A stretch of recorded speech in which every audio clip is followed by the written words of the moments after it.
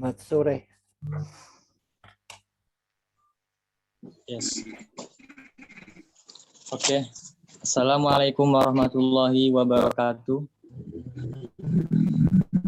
Honorable Mr. Yoga Purnomo, as the supervisor of LSO Lembaga Semi Otonom Forest Language Sharia Faculty. Honorable Mr. Mark Broster,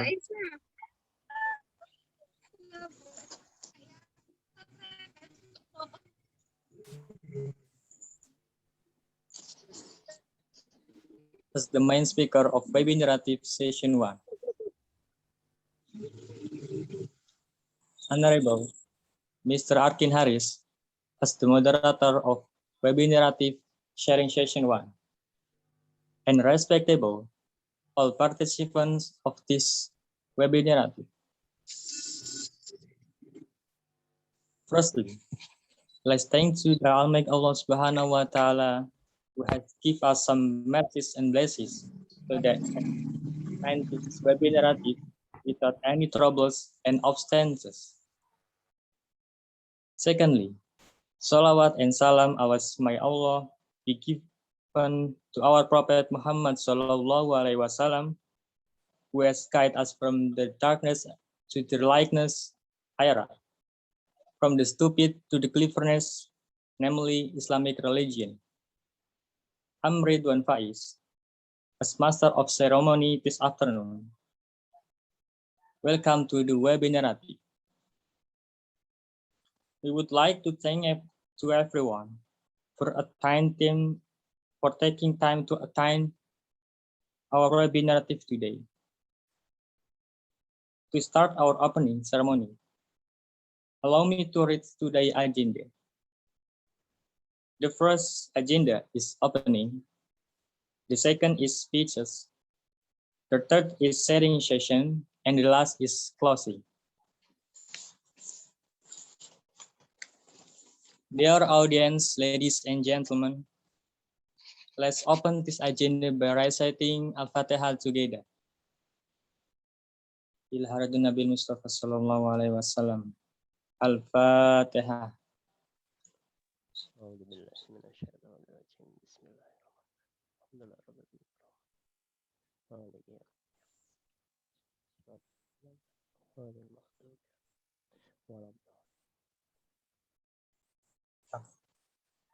Thank you very much. Next agenda is speeches. The first speeches will be delivered by the General Chairperson of the Sharia Faculty, Brother Pugu Fitri Satya Widodo. Times are yours.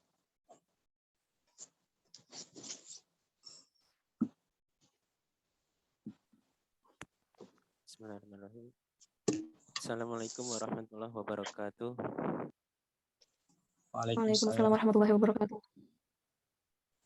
Alhamdulillahirabbil alamin. Rabbi nasta'inu ala umuri dini wassalatu wassalamu ala safil anbiya wal mursalin wa ala alihi washabihi ajmain amma ba'du. Yang terhormat pada pembina Lembaga Semi Otonom Bahasa Asing Fakultas Syariah, Bapak Yoga Purnama, MPD. Yang terhormat pada bicara Webinative Sharing Session 1, Mr. Mark Broster, dan yang terhormat pada moderator Webinative, Mr. Arkin Harris, dan yang terhormat dan kami banggakan segenap panitia dan peserta Webinative. Pertama, kami ucapkan selamat datang pada segenap tamu undangan dan peserta Webinative kali ini. Mengucapkan terima kasih banyak atas kerjasamanya dalam rangka ikut serta memeriahkan dan mensukseskan acara kita kali ini. Melalui tema Webinative kali ini yaitu Fostering Studying Critical Thinking in English Learning, maka kita diharapkan mampu berpikir kritis dalam belajar bahasa Inggris, itu mempunyai rasa keingintahuan yang kuat, semangat belajar yang tinggi, kemudian mampu bernalar secara logis dalam menyimpulkan dalam rangka bahasa Inggris. Sehingga penerapan daripada berpikir kritis ini mampu kita aplikasikan dalam kemampuan berbahasa asing.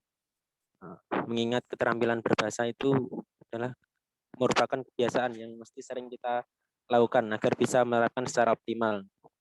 Maka pada kesempatan kali ini kita akan belajar bersama Mr. Mark Broster untuk mengupas tema pada Webinative kali ini, dan dengan didampingi oleh moderator kita, Mr. Arkin Haris. Maka pesan kami, ikutilah acara ini dengan antusias dan semangat, serta siapkanlah pertanyaan-pertanyaannya, dan juga bisa sharing-sharing terkait masalah dalam hal pelajaran bahasa Inggris. Maka kita harapkan Webinative sharing session ini bisa dilaksanakan secara berkelanjutan, continue, sehingga bisa menjadi tempat sharing session kita dalam belajar bahasa Inggris. Oke, selanjutnya kami ucapkan terima kasih banyak kepada segenap panitia penyelenggara yang telah bekerja keras agar acara ini bisa terselenggara dengan baik. Dan pihak-pihak yang mensupport acara ini. Thank you very much. Pesan kami tetap semangat dan dalam belajar dan terus mengupgrade quality, keep learning and always learning, terus belajar. Semoga apa yang kita dapatkan menjadi ilmu yang bermanfaat bagi kita semuanya. Mungkin itu yang dapat kami sampaikan, kurang lebihnya mohon maaf. Terima kasih. Wassalamualaikum warahmatullahi wabarakatuh. Waalaikumsalam warahmatullahi wabarakatuh. Thank you very much for Brother Pugu. Okay, to the next Adenja. Dear audience, ladies and gentlemen, as we have finishing to let the next session, let me introduce our moderate Webinative sharing session 1.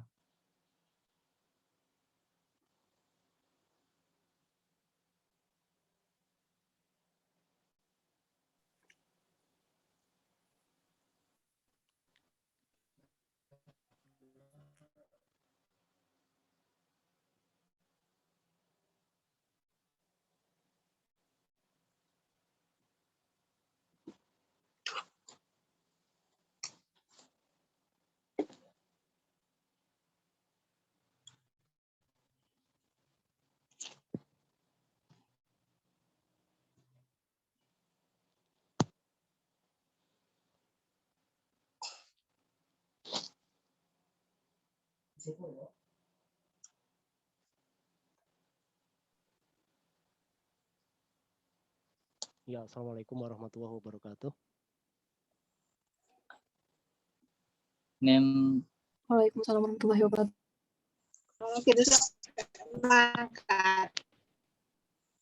Waalaikumsalam warahmatullahi wabarakatuh.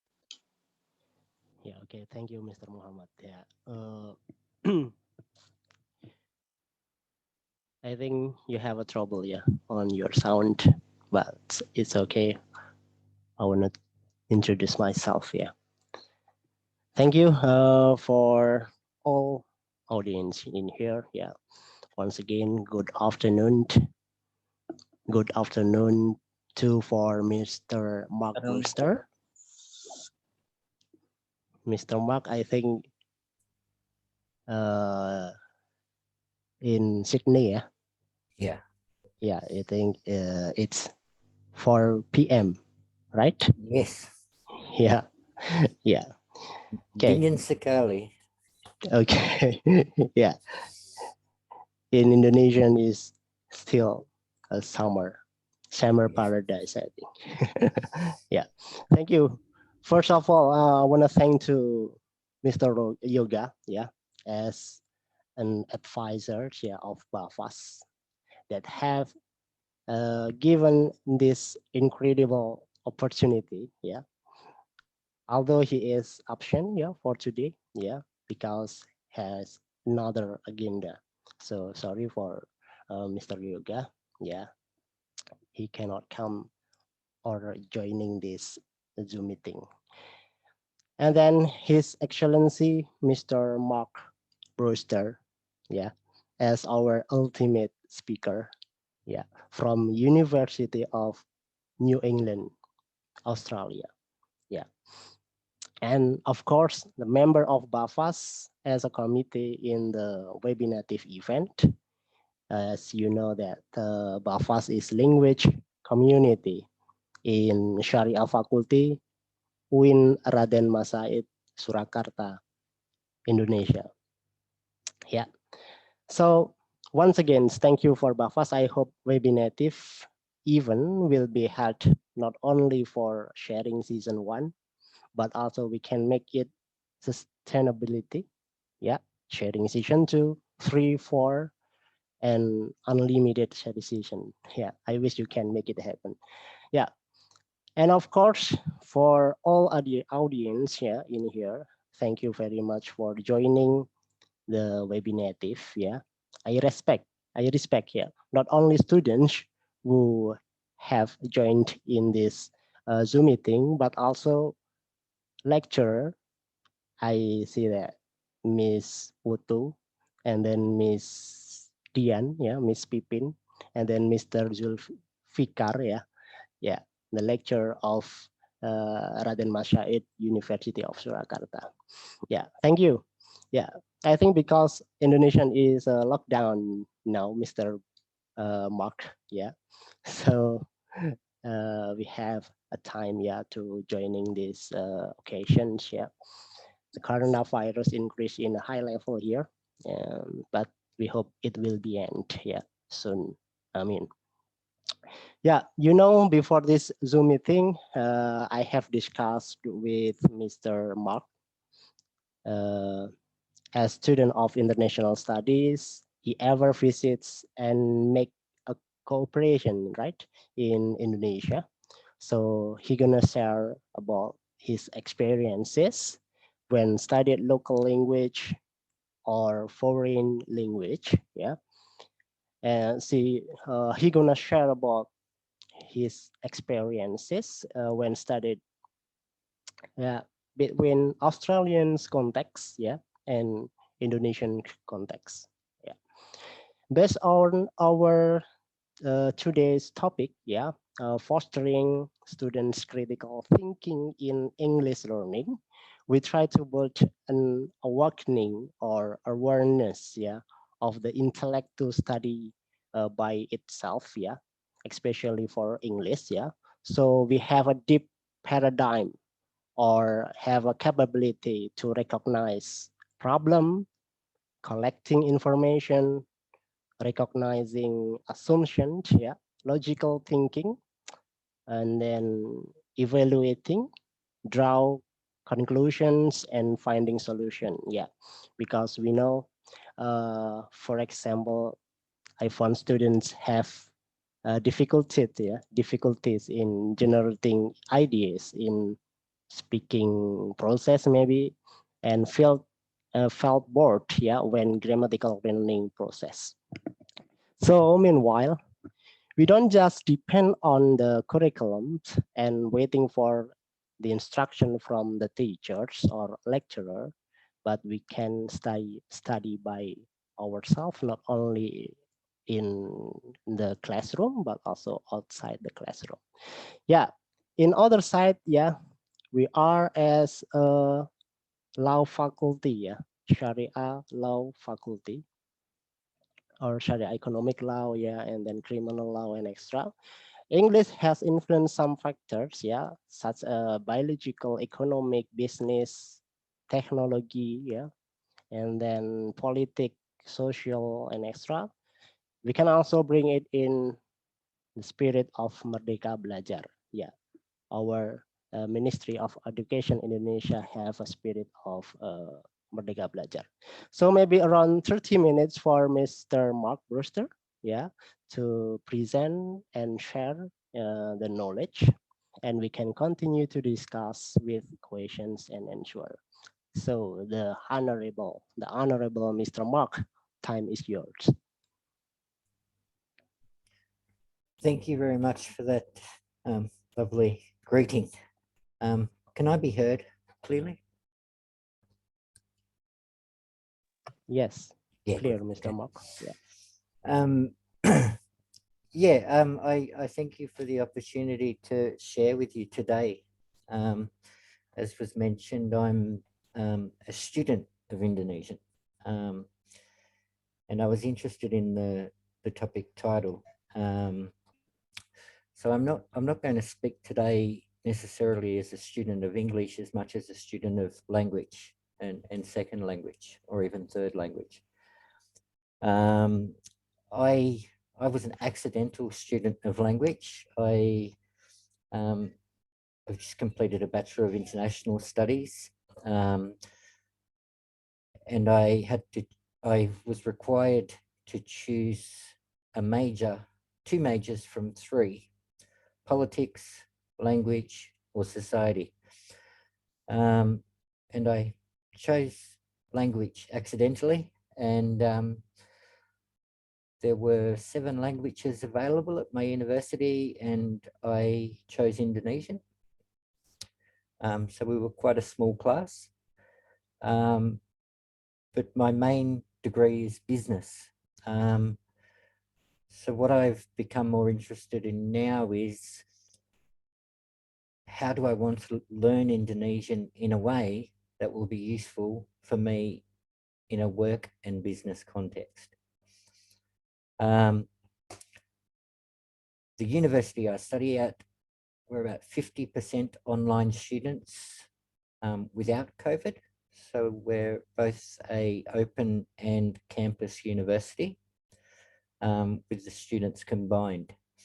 So learning language in the online environment for the duration of the entire course is similar to what you've probably experienced in COVID with other subjects. I don't find it so challenging. I find it quite convenient personally to be learning online. And Indonesian language in Australia isn't widely taught. It's reducing over the past few years. I think other languages are becoming more popular at the moment, but I think languages generally are declining across Australia. I've been very lucky. I've had some fantastic teachers and opportunities. But I think when I first started learning a language, my goal was to pass the exams. That was my goal, and perhaps be able to have a conversation and greet, but pass the exams. And I did, but I wasn't enjoying it, and I wasn't gaining the benefits or realizing the benefits of being able to speak Indonesian. In the second semester, so we do 2 semesters, but we study Indonesian all year. So it's one of 4 subjects I've been taking at any time. We had the opportunity to study abroad for 3 weeks and do an intensive school. But most of our conversational practice is in a very small group online for 1 hour per week. It's really difficult to keep momentum and keep interest and stay engaged, especially when studying other courses. I also study economics. I also study business. So language felt like a hobby sometimes. But I've persisted. And I think where it changed for me was when I stopped trying to pass the exams and started to think about, what do I want to do with my understanding of Indonesian language? Where do I want to use Indonesian language in the future? Which situations do I want to be comfortable in when I'm talking in Indonesian? And it made me refocus, what material should I be looking at? What YouTube channels should I be watching? What music should I engage with? And it started to shape it, but it was about the independent learning. I had to take what I was gaining. I was gaining a lot of knowledge on the grammar, the formal language, but to apply it, it had to be something that was interesting to me and meaningful to me. And I think with any language, we study it for a reason, and we know what we'd like to be doing with that language beyond. So for me, it was two main things. It was to be able to communicate, to engage and connect with Indonesian people in various contexts, and also in a work context. And with a business background, I also have an interest in working with non-government organizations, particularly with business mentoring. So a lot of the materials, the generic texts, teach instruction, day-to-day interactions, belajar di pasar or mau minum kopi. So I had to take the type of things and give those examples and talk to people and say, this is the type of things that I want to be able to do in Indonesian or understand in Indonesian. And it was a starting point, I think. So I had the opportunity to think about the content and give input and say, I'd like to learn more about this. So after I traveled to Lombok at the end of my first year, I kept some connections with some of the teachers there, which is actually how I've arrived here today. A friend of a friend of a friend. And I've built those connections. I have an interest in music too. So I've chosen a radio station that I listen to twice a week for 1 hour. And I find the radio is a good tool because they speak slowly and clearly. But it was interesting to me. I'm interested in music, so I'm going to be interested in trying to understand what they're saying about the music. I've also got an interest in travel, and some people in Flores, where the tourism's died off at the moment, we're trying to create an English website. So I've been able to assist them with how that should read in English. At the same time, we're discussing it in dalam bahasa Indonesia. So I'm getting back practice. And the other connections I've had was with other language students. I think that students of English in Indonesia make good friends for students of Indonesian language in Australia, because learning language involves overcoming embarrassment, insecurity, shyness, being willing to make some mistakes, I think. And I think as students that relate to other students in different languages, we're all on the same page. There's no judgment. We can make mistakes. We can learn together. So I've enjoyed being helped by other university students in Indonesia and helping them and keeping those connections, even simply through WhatsApp, whether we engage and discuss something simple once or twice a week. I think those interactions where I've had to look up a word that those people have used rather than what's in my textbook, because I need to understand what they've actually said. This kind of drives that learning on a lot steeper curve. So everything I've learned about the textbook, shopping in the pasar, or drinking coffee, or Indonesian music, has been important because it's the basis of the grammar and the basis of the language and the theoretical component. But I wouldn't have taken it further unless I found ways to engage with the language in other contexts. And it was very important those contexts were interesting to me. So I've stayed engaged. Now I'm at the moment not studying Indonesian language as a unit in university because I've finished one major. I'm still studying Indonesian language through all those connections. And I think that's important now. And I think I will still be a student of Indonesian language in 5 years and 10 years from now. I find it fascinating and enjoyable. I think that's the key to keeping it enjoyable. So whatever interests you have outside of school and learning, there'll be ways to engage with that and also practice English. It just requires thinking, looking beyond and finding opportunities and talking and asking.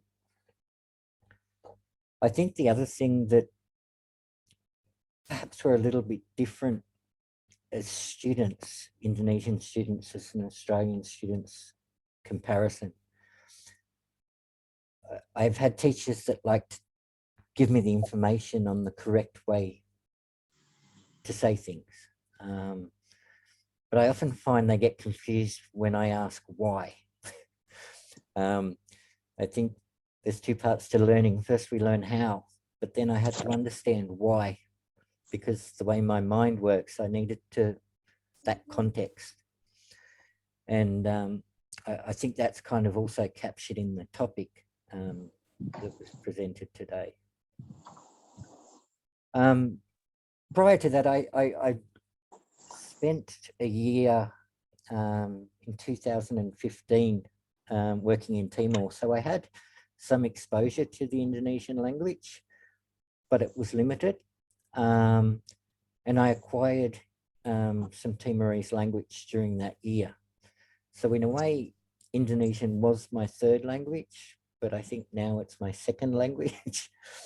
But it's far more formal, and it's allowed me to even do a lot more in that context as well. So for me, it really was, what do I want to do within Indonesian language and have a focus beyond passing the exams? And as soon as I took that approach, I was passing the exams a lot more easily and with a lot more success than when I'd approached it through just the textbook.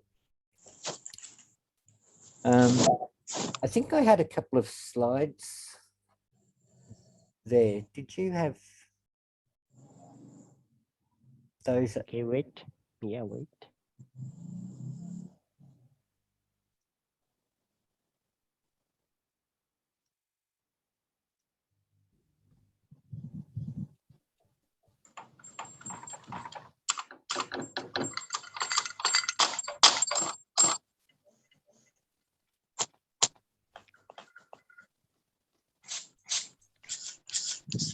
Yeah.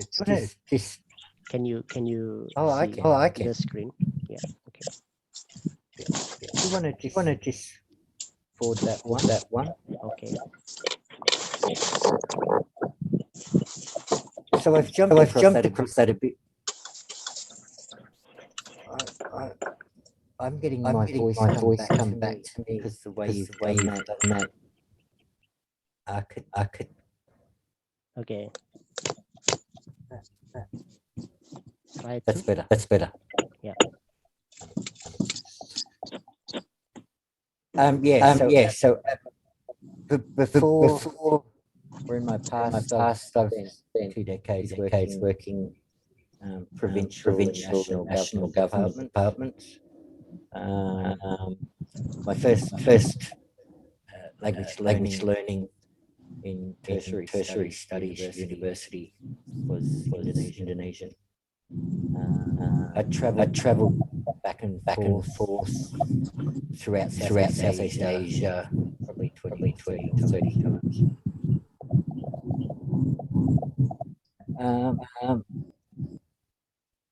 Sorry, that the voice feedback is really hard to talk. Is there a way? Okay. Take. Yeah, I think it's clear now. Yeah. It's just I could hear myself with the 5-second delay. It's really hard to talk. Yeah.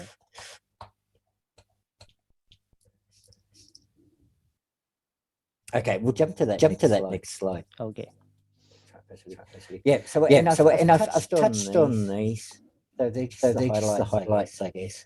I think the the context has been an important thing. It's kept my learning as an ongoing process. I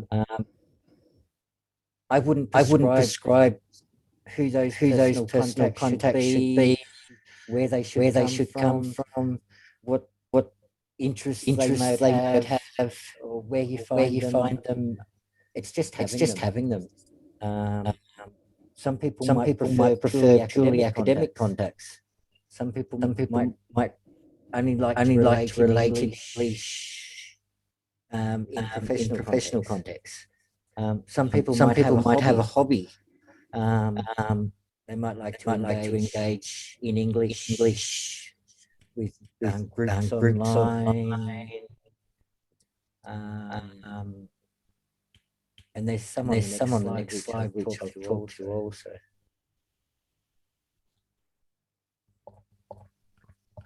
So these are two examples of how university students in Australia and Indonesia can interact and connect.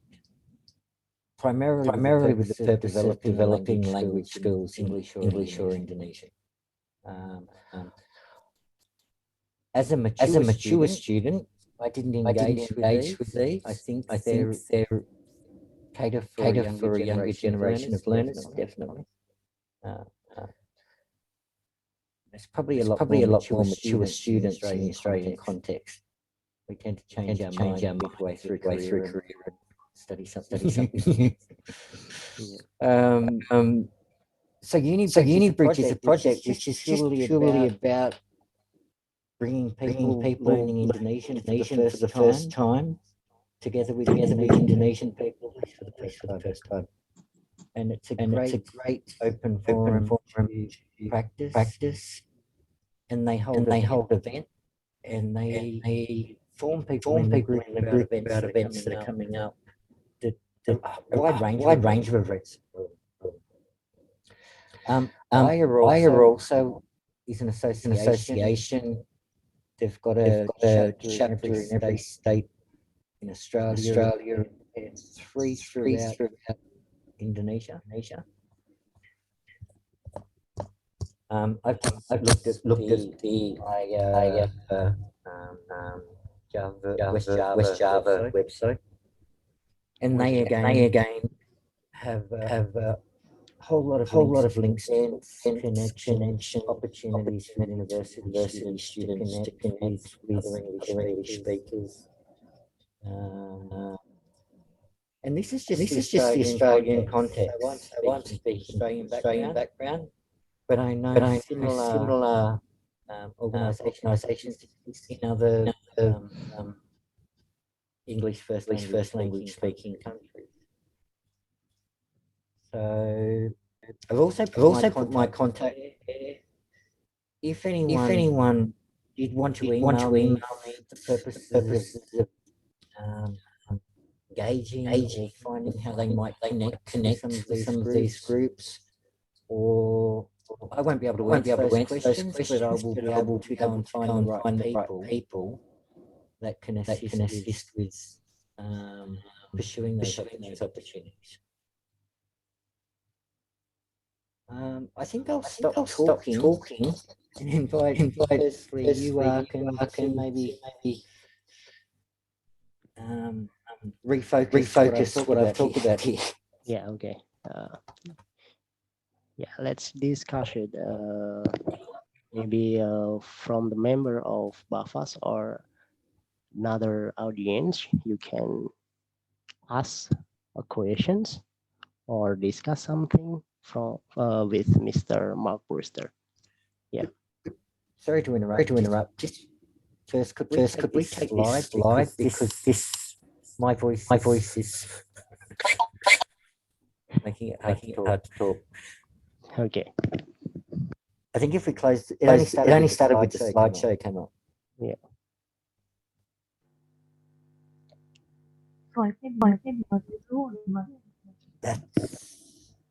That's much better. Thank you. Yeah.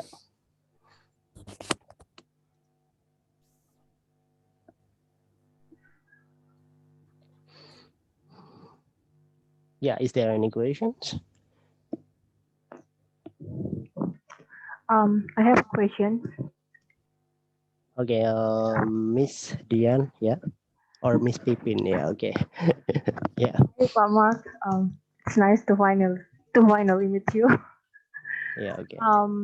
Yeah. So thank you for your presentation. It's such a nice taking from you who also studied your language. You mentioned before that you actually learn language because you had to. So it's also a quite similar case with me because I had to learn English because I had to, in order to finish my master degree, I had to master the language. But I think it's relatable to a lot of people because learning your language is not easy.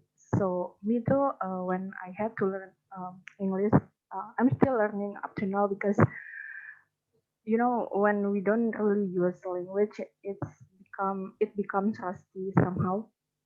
So what I want to ask is, have you ever felt that you want to give up when learning bahasa Indonesia or another language? Because I think you mentioned before that bahasa Indonesia is your third language, if I'm not mistaken. So have you ever thought of giving up learning new language, and what did you do to overcome such thought? Because for me, it was a long journey, and the only motivation for me at that time was I had to finish my degree. No, I mean, if I want to get at that time it was scholarship. So if I want to take the scholarship, I had to master the language. So that's the only motivation, and somehow it's just burdensome. So I would like to hear from you. Probably you have another experience that you can share to us who also still want to learn a new language. And also nice to meet you, Pak. Thank you. Because all this time we only communicate through WhatsApp. So thank you for joining us today. Thank you. Sama-sama. I think too, I'm going to just check, because I think when you talk about learning English for your masters, you're talking about a very high level of English theory and proficiency for academic writing. Is that? Yeah. Yeah. Yeah. It was real hard. Yeah. So my answer probably applies firstly to the less advanced learning. And I think sometimes if we spend a lot of time learning and not using, we forget that speaking in a foreign language and being able to communicate with somebody in a foreign language is a really enjoyable and rewarding experience. It can be a lot of fun. It can offer connections with other people that you wouldn't otherwise have. It invites people to engage with you more because they appreciate that you're trying to communicate in a language other than your first language.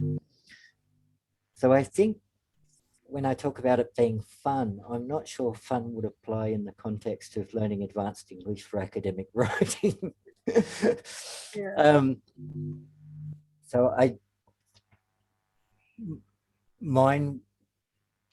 my first point would have been that remembering why. What do I want to achieve? What do I want to be better at? I want to be the type of person who is able to, for me personally, another one was, like I said, I'm studying politics. I can read English translations of Indonesian news and current affairs. It's still different, presented differently than if I actually read from the source an Indonesian news article written from an Indonesian perspective on political events of the day. So I gain from improving my Indonesian by being better able to read read Indonesian newspapers. So each of those things, when I could bring it back and say, if I can do this, this will make me better at this, this will make this more easily. This will provide me with more opportunities to do these other things. But again, it's high-level advanced English in an academic context. I think a lot of people might, it's a lot of work for not so much reward sometimes, I guess. And I think if I took my Indonesian studies to that place as well, I think sometimes you might have to say it's for a master's degree. that might be the only reason. Yeah, but I in my beginner intermediate experience, it's been use the opportunity to use the language and enjoy the experience, because we can forget that it is really enjoyable to be able to speak Indonesian or speak English with somebody in a different context. And I think it's really valuable when people appreciate that you're a learner of English. As soon as English speaking other students, especially, understand you're a student of language, you can have great engagement. You can share together the difficulties of learning a foreign language. Yeah, I think look for the enjoyment and the reward. Yeah. I think that's also one of the solution. But again, sometimes it will just be hard because it's hard. And Yeah. It's true. It was hard. It is still hard up to now, especially after coming back to Indonesia. I barely use the language, so I think somehow my skill has become has become rusty over the years. So yeah, thank you, Pak. Yeah, thank you, Miss Wahyudian Silviani. Yeah.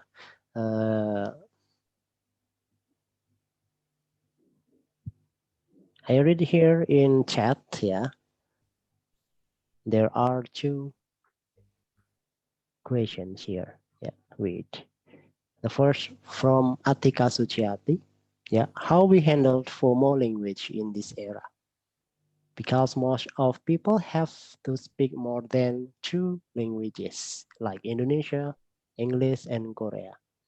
I think it is multiple language here. are we talking formal? Yeah. Okay, because we've also got an acronym, FOMO. Formal languages. Which is an acronym for fear of missing out in the age of social media. Yeah. So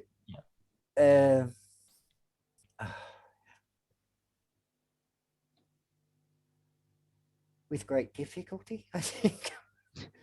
I think we have to remember in context that if you succeed in becoming a person who's fluent in 3 formal languages, you're in a very small percentage of the world population to start with.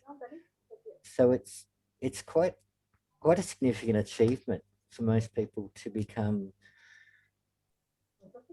advanced, or have advanced proficiency in 2 languages. So it will be difficult. I'd hand back to you on that one there, I guess. What, from your linguistic perspective? Yeah. Fear of missing out, yeah, formal languages, yeah.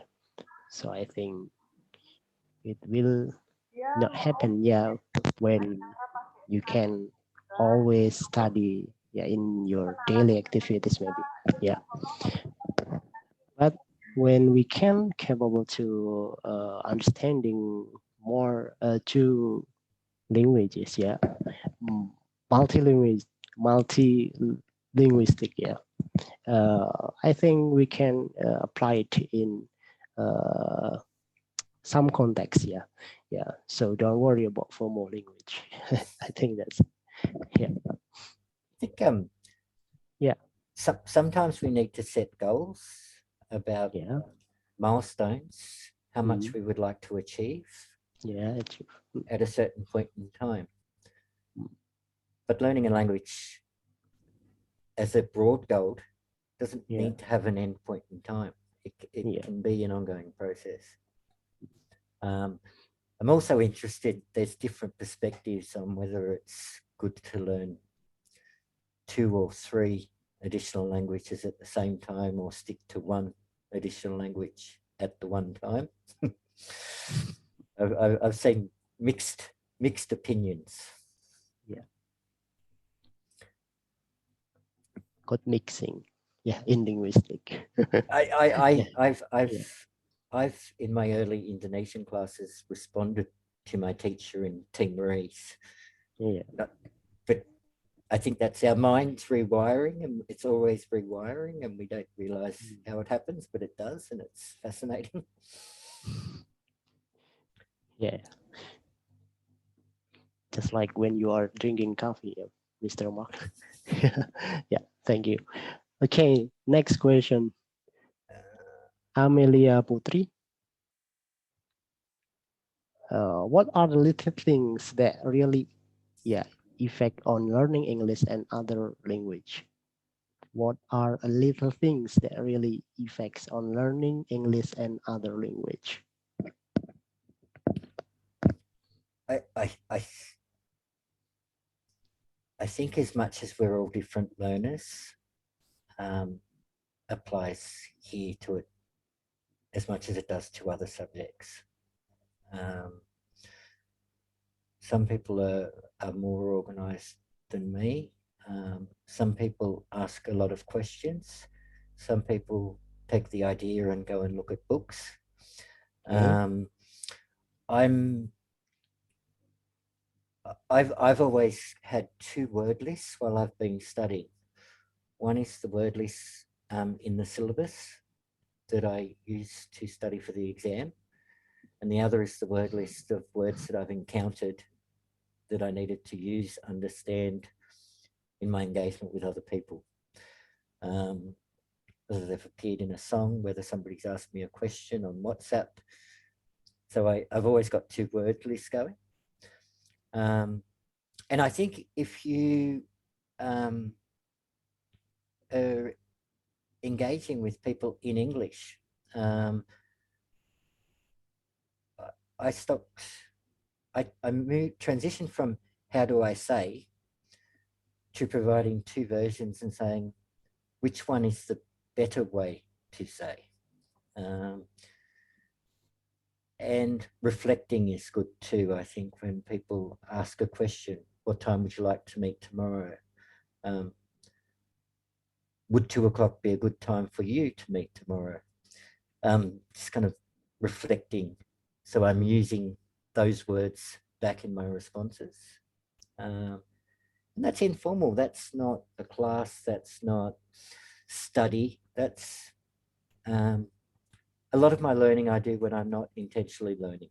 And I think that's the key to keep it enjoyable. Yeah. The key word, as just like you explained before, the independent learning. Yeah. Like and the unintentional learning, and the effortless learning. Yeah. Okay. I learned this word because I wanted to understand what that said, not because I had to pass the exam where I knew that word. Yeah.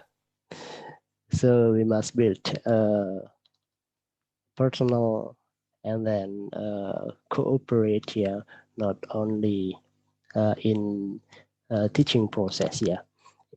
Yeah. Maybe we can use YouTube. Yeah. Mark. Yeah. Music. Yeah. In university, my study, the teacher would use a lot of a variety of media. YouTube was one, but it was just simply an article, a 3-minute documentary, a story about a village in Indonesia where they're famous for making a certain product, with some interviews with some local people, we would listen to it and we would translate it back, or we would be asked questions. How many people live in the village now?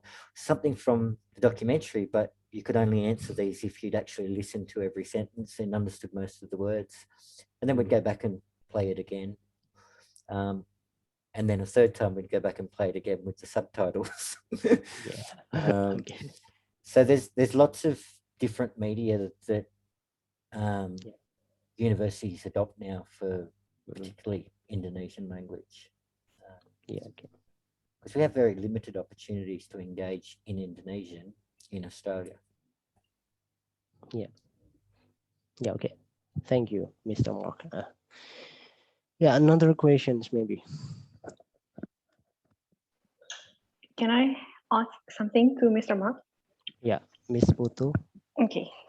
Okay. Okay. Hi everyone. Hi Mr. Mark and also Mr. Arkin Haris. Yeah, So thank based on your previous presentation, I think it's an honor for us, as an Indonesian, that you are really interested with Indonesia. Also, you engage with a lot of institution, NGO in Indonesia.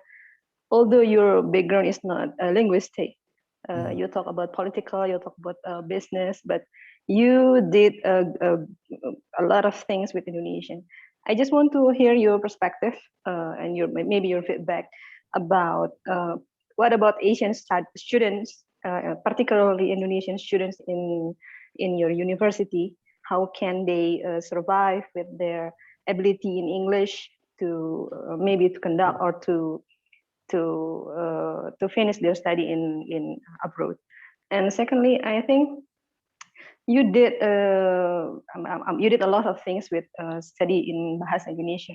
I think it can be an analogy for us, especially for our students, that a lot of things we can do with media, several media, exposure our life with music, maybe movie, YouTube, TED, and the other things to learn English. But sometimes psychological aspect come to us, like we are not confident enough to talk in English. But I want you to give feedback. Actually, for component in English, listening, speaking, writing, and reading, which one is the most sorry, maybe not the most, what is the first thing that we can do in the first speaking or listening, or just reading an article or the academic article or the other sources? Thank you, Mr. Mark. Thank you, Mr. Arkin. Thank you, everyone. I think that was 3. So just make sure I don't miss something, because I was thinking on the last bit.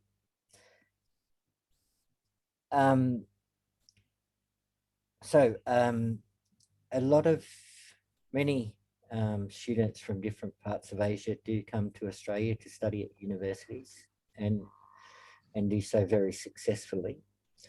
There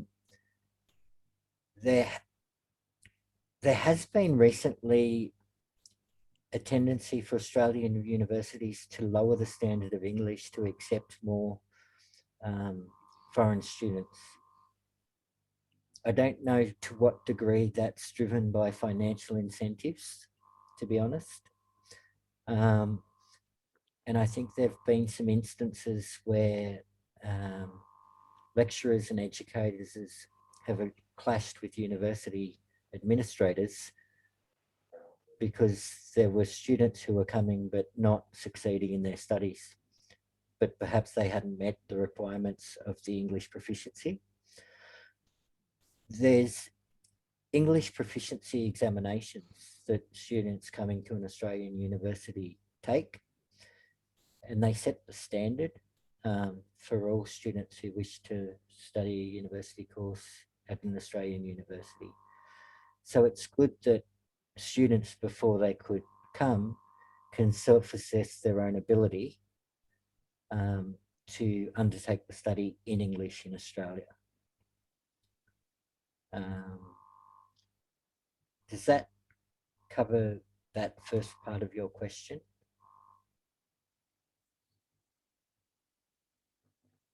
Yes. Ms. Putu?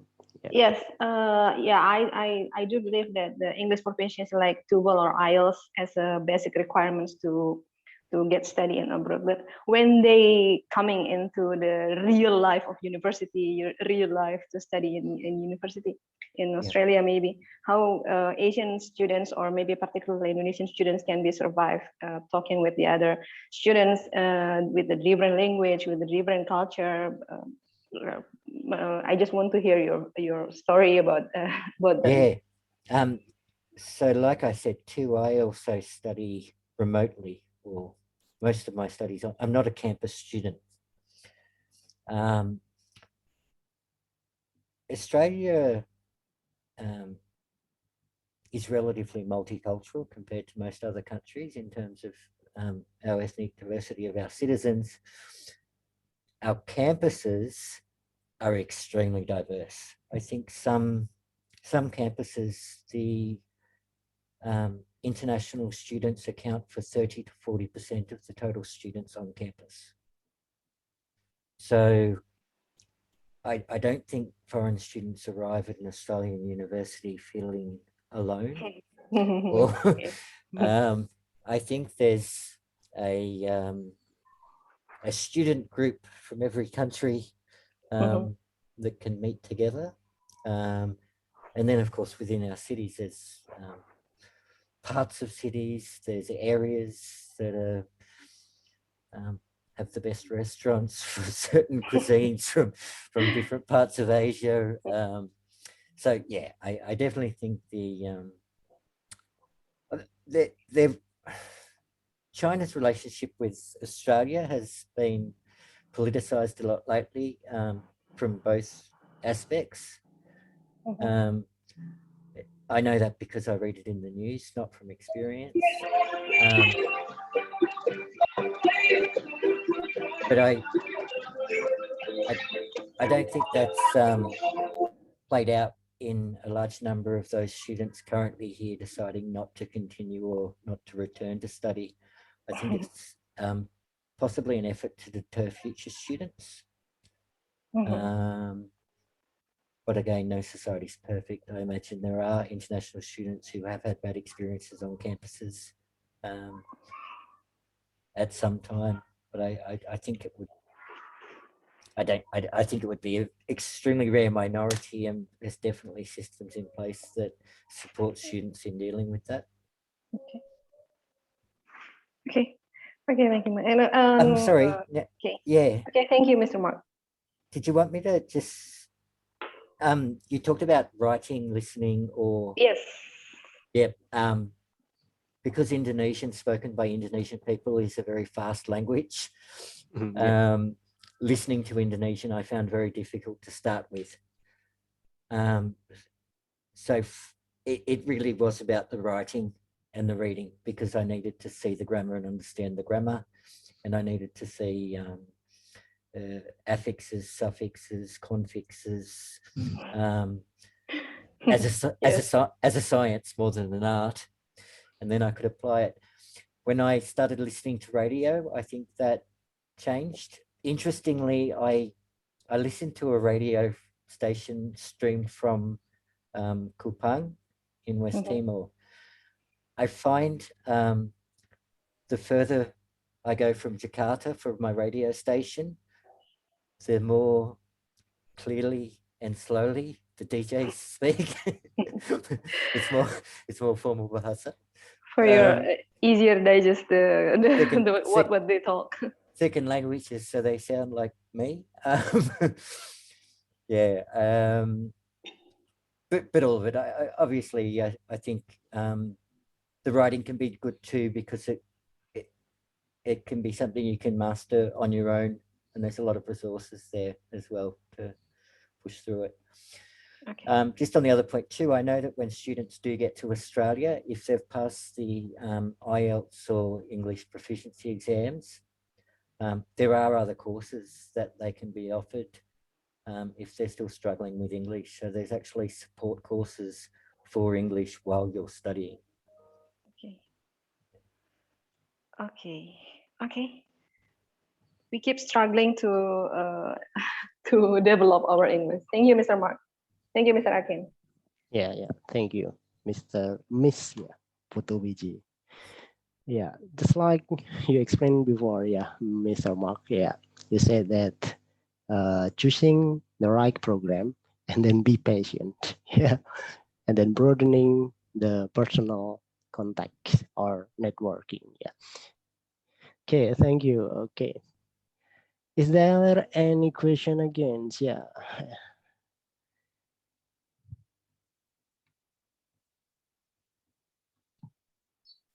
Can I It's 2 ask, p.m. sir? Okay. Who are you? Who are you? It's me, Alan. Oh yeah, Alan Rasid. Yeah. Can you show your face? Yeah. Thank you, Alan. Hi, everyone. Hi, Mr. Mark.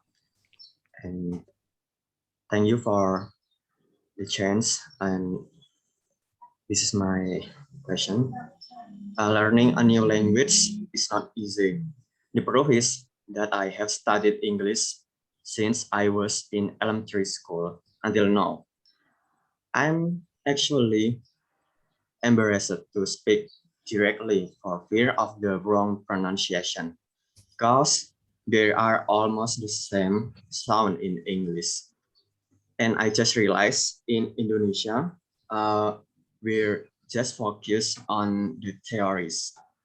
And my question is, can you give me advice on how to practice pronunciation is getting better than now?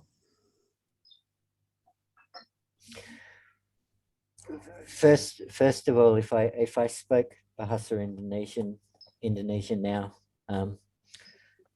you would probably highlight how good your English and your grammar and your pronunciation all are. I haven't mastered pronunciation of Indonesian yet. I always think I'll get the words right. After I know the right words, then I'll work on my pronunciation. I think the main thing is, if I was your friend and I was helping you with English, my natural response would be to say, your sentence was correct. I understand perfectly what you just said. So there's no need to improve. So I think the only tip is, if you've got a friend that's an English native speaker, ask them every time you speak, say, can you give me 3 words that I mispronounce? Because the problem with me as an English speaker listening to you is I don't see the problem. I don't hear any problem. But if you said to me before you spoke, tell me 4 words I mispronounce, and we just talked and I made a note of 4 words, I'd be able to give them back and we would find them. Because your English is quite advanced, obviously you could have a conversation if you want to improve on that. I think tell people when you're speaking to them, what words do I most often mispronounce, so that they know how to help you, or what you want help with. That would definitely be a key. And I've seen some other stories and YouTube clips where people talk about learning second language, and they say we get to a level where we're good enough that nobody ever corrects us. But it means we never know that we've always, in our subconscious, mispronouncing maybe 10 words on a regular basis, but we don't know what they are because everybody understands us. So I think if you want to take your good English to that next level, actually sit down with somebody, an English speaker, and say, could you look for the words I mispronounce when I'm talking and give me 5 examples, 10 examples, and just start to work with that. And you can get the correct pronunciation of those words. But you are at a point that you really need to start just practicing a few words at a time that you mispronounce, because your English is quite good, obviously. that would be my tip. So just actually say to people who are English speakers, I'd like to improve my pronunciation. Can you give me an example by listening to this story when I read it or something, and look for 10 words I need to improve, and then just practice those words. Yeah.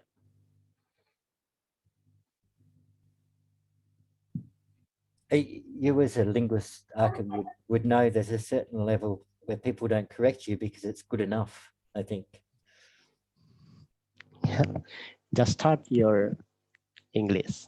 Yeah, Mr. Alan. Yeah, don't worry. Yeah, practice, and then yeah, don't be afraid to use English language. Yeah, just like Mr. Mark Broster explained. Yeah. Sure. Thank you for your answer. I think Indonesian students worried here to start the speaking English, but I think they have skill. Yeah, I think they have skills. Yeah, but always shame and another problems. Yeah, I don't know why, but I think as a student, yeah, like Mr. Mark Brewster explained, yeah, we should broadening the networking. Yeah, yeah, like not just personal but academic and then professional. Yeah, yeah, professional contact. Yeah.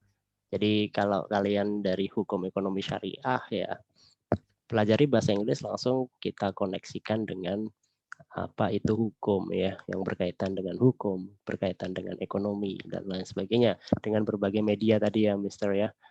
Tidak hanya dari kelas tetapi juga bisa dari independent learning dari media dan lain sebagainya. Gitu ya Mister Alan. Any other additions Mr. Mark? Yeah. Especially why I suggest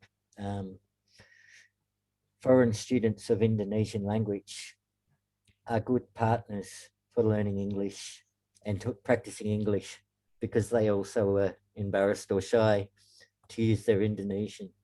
So it's a good exchange. Yeah. Yeah. Another questions, yeah, from Bafas.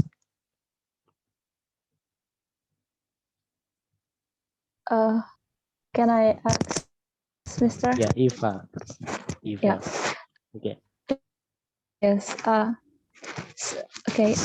Some people tell me that grammar is not important, but some people tell me that grammar is really important when you want to write like essay or something. So that is that any simple way to learn grammar? Because grammar, I think that is really difficult to learn. Thank you.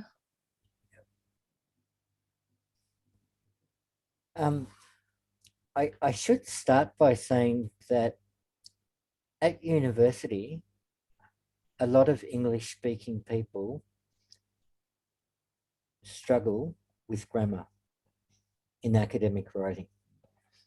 So it's not a problem only for English learners, second language learners. It's native English speakers as well. And in fact, when we submit academic writing and essays at my university, we're allowed to have our essays proofread for grammar to help us find the mistakes we can't see in our own writing. I don't personally, I'm not a language educator, so I'm definitely not going to give tips on how to improve English grammar. I think there are teachers that are experts at that, that if approached would be able to offer some suggestions. I would say while it's a focus, it's an ongoing thing. I'm still improving my grammar. And as you progress through university, if you were to study in an English context, the expectations of your ability of grammar in the first year and the second year and the third year are progressive. And at the same time, you're doing a lot of academic writing and getting feedback.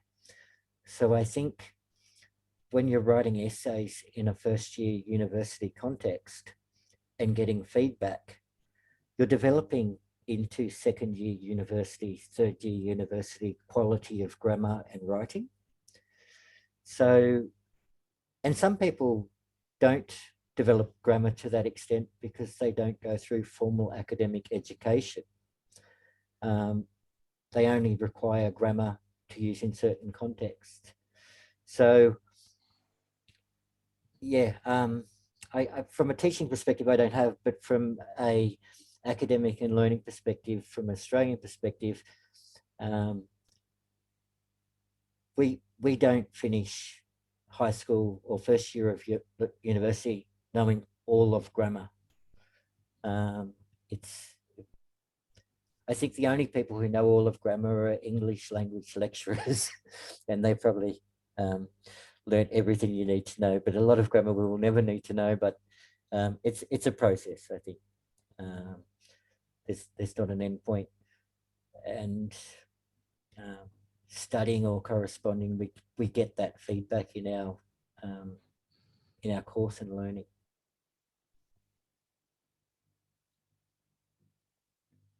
Yeah. Is that? Yeah. Miss Eva, is that understand? Yes, thank you, Mr.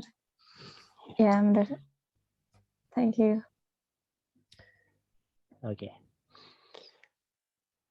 Yeah, not only as a local language, yeah, when we local people, I think, yeah, when we try to learning grammar, yeah, but Mr. Mark explained that native speakers is also study about grammar, right? Yeah. So you are as students, yeah, even not from English education, yeah, we try to practice, and then you can ask to your lecturer, then read another book, yeah, extra. Yeah, Mr. Mark, any additions? Yeah, I think too. If I spin that around, I've written short essays in Indonesian, where I've used those to with my friends in Indonesia, and said, I've written this short story. How could I improve on it? Where are the grammar mistakes? And that was outside of academic learning. That was just, I'll use this opportunity because this person's my friend, so they're not going to say correct or incorrect. Yeah. They're going to say, itu lebih baik. Yeah.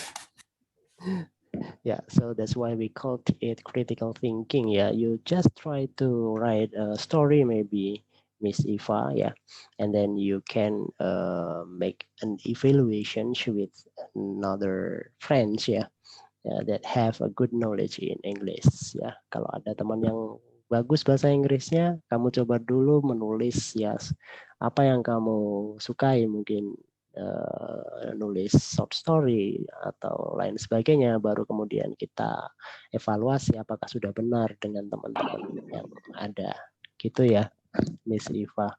Ya, just start to write. Ya, kalau hanya memang menganggap teorinya susah itu memang nanti nggak dapat dalam belajar bahasa Inggris, ya.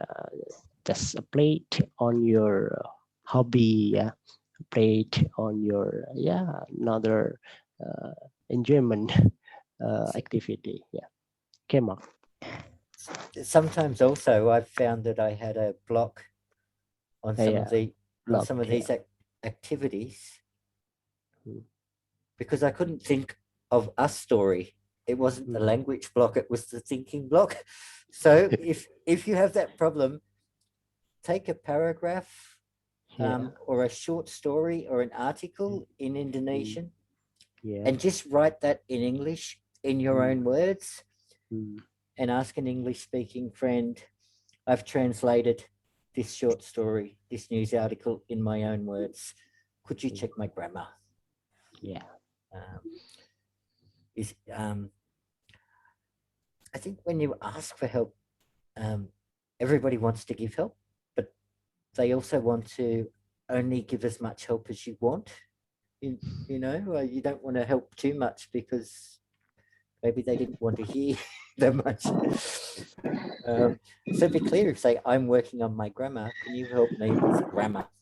They will help with grammar. Yeah.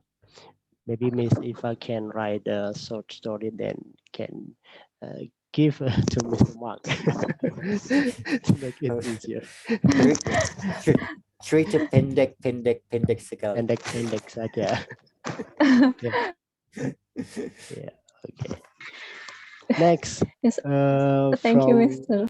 Yeah. Chat. Yeah. Miss Akila Almasanavia. Yeah. How to improve speaking English skill for high school, because all high school underestimate speaking English skill. Yeah, improve speaking English, Mr. Mark.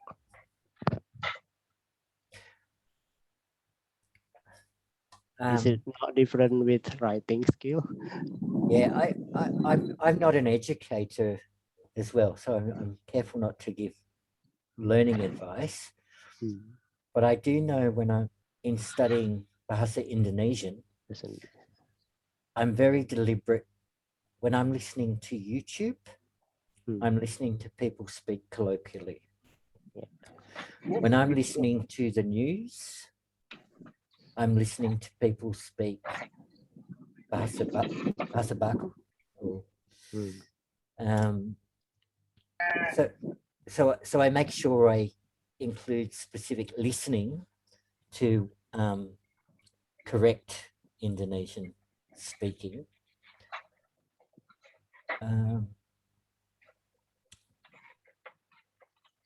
Again, I think that's practice, and I think that's choosing who to assess you and give you feedback.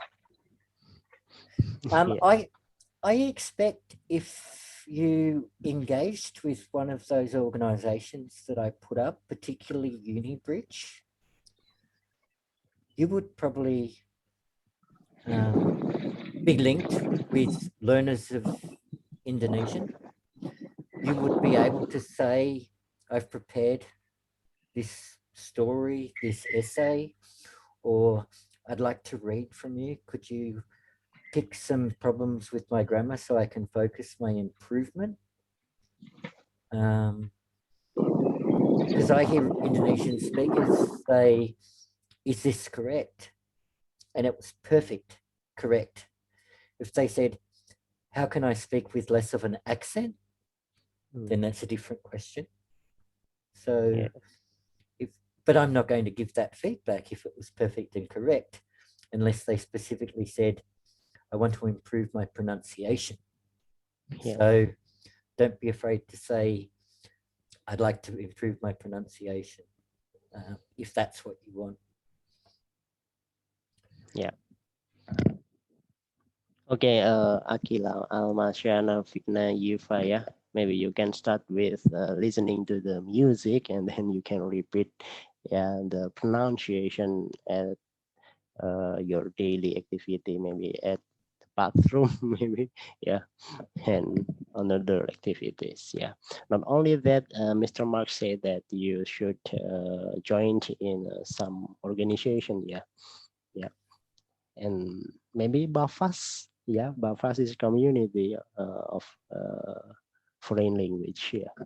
It can be a solution for you to speak English with another friends like this, like now with webinar, with another program like we have speaking skill tutor mentor, itu you can use it in daily activity. Thank you, Mr. Mark Broster. Any Sama-sama. additions maybe? or any question from another audience? Maybe once again ya, one question again is enough. Satu pertanyaan saja lagi cukup untuk menutup webinar yang pertama ini. Kita menyebutnya Webinative ya. I hope it's not only the first Webinative, but another Webinative. I thought I might have to answer a question in Bahasa Indonesia. Okay. Yeah, you can. I just want to explain to the students that have not understand in English. Yeah. Well, maybe that's the question. Was there anything I've talked about that wasn't clear in English that you would like to broaden in Bahasa Indonesia? Okay. Mr. Mark would like to study in Indonesia, yeah, to broadening their network. Yeah. Okay. Yeah, you can use Indonesian maybe, Mr. Mark, with the students here. Yeah. Bahasa Indonesia. Oke, ada pertanyaan dari dengan bahasa Indonesia mungkin kalau ada yang nggak paham. It's okay. Mr. Mark would like to answer with bahasa too. The last question.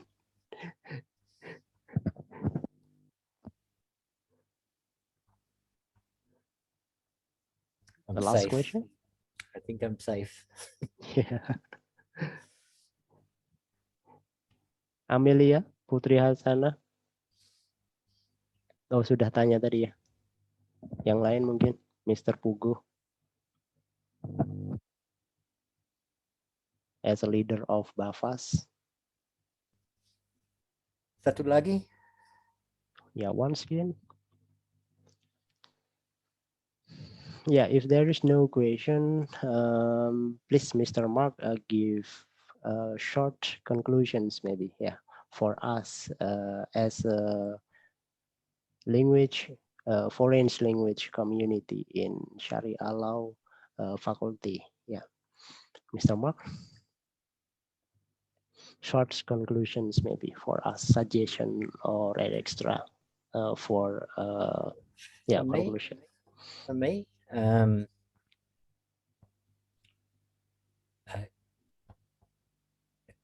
remember to enjoy language learning. It's an opportunity not everybody gets, and you know, a lot of people in the world only speak formally one language. So enjoy being bilingual, enjoy being multilingual usually. Keep it enjoyable. Connect with people. Don't be shy. Other language learners from other cultures with other languages are exactly the same. I was as well. I wouldn't speak in Indonesian until my second year because I didn't think I was ready. So only my teacher had heard me say anything in Indonesian.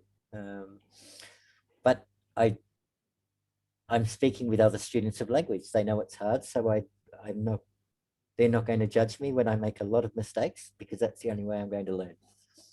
And I think that's the main thing. So be open, connect, make mistakes, enjoy it. And then understand your goals. If I want to improve pronunciation over the next 2 weeks, 3 weeks, I'm going to find the right person. I'm going to tell them I would like to work on this part of my English. I would like to work on my writing. I would like to be better at punctuation. I would like to enunciate, pronounce words better. Even though my English is good, I know I'm pronouncing some words wrong. Could you find them for me and tell me what they are? Whatever it is, be very specific and have purpose. And picture what you want to do with English once you've developed English. How do you want to use English in the future? And that's enough to kind of keep motivated. Yeah, Okay, thank you very much, Mr. Mark Broster. Yeah, remember to enjoy. Yeah, to learn English. Yeah, just enjoy. Don't be shy. Yeah, yeah. And then I think the most important thing in this occasion is the topic of critical thinking in English learning is independent learning. Yeah, so you should know. Yeah, you should know what's your problems. Yeah, in English learning, and then you can broadening. Yeah, the networking. Yeah, like not just academic contact. Yeah, not just personal contact, but also you can use the professional contact. Yeah. Thank you very much, Mr. Mark Brewster. Yeah, I hope we can meet again. Yeah, in another opportunity.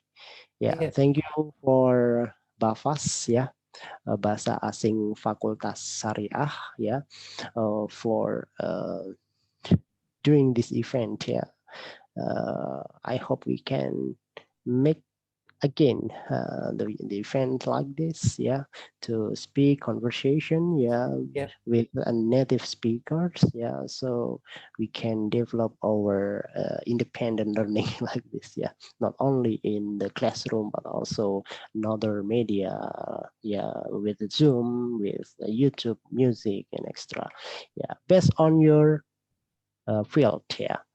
Yeah. I think it can increase your independency, can increase your confidence. Yeah, when you can try about law, about business. Yeah, if you can speak about law, business, and extra, maybe it will be enjoy. Yeah, enjoyment like that.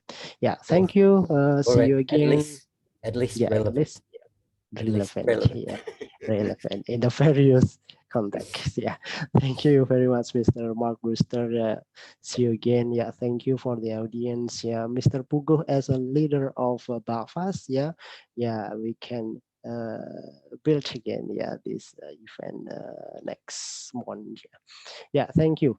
Wassalamualaikum warahmatullahi wabarakatuh. Good morning. Yeah, good night for Mr. Mark Brewster. Yeah. Bye. Terima kasih. Ya, sama-sama.